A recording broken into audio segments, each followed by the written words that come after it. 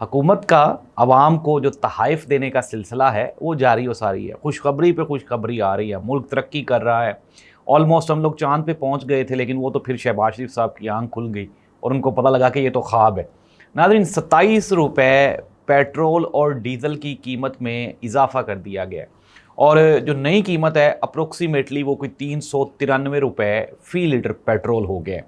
दुनिया में कहीं पे भी आप चले जाएं, आपको पेट्रोल की ये कीमतें कहीं पे भी नहीं मिलेंगी।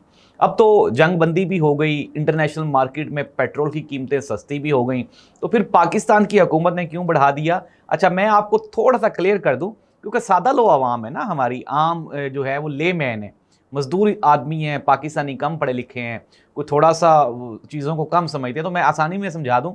इंटरनेशनल मार्केट में पेट्रोल सस्ता हुआ है तो हमें सस्ता करना चाहिए था, लेकिन हमारी हुकूमत ने इसको एक नादर मौका जानते हुए आवाम की जेबों के ऊपर बोझ ना बढ़े, इसलिए उन्होंने टैक्सेस बढ़ा दी हैं। वो जो लेवी थी ना पेट्रोल प्राइसेस के ऊपर फ़ी लीटर, वो उन्होंने डबल कर दी। उन्होंने कहा यार, अगर ये ज़्यादा पैसे इनकी जेब में होंगे तो कहीं ये ना हो कि अच्छा खाना खा लें, अच्छे कपड़े पहन लें, अपने बच्चों को किसी अच्छे स्कूल में ना कहीं पढ़ा लें, किसी अच्छे हॉस्पिटल से इलाज ना करवा लें।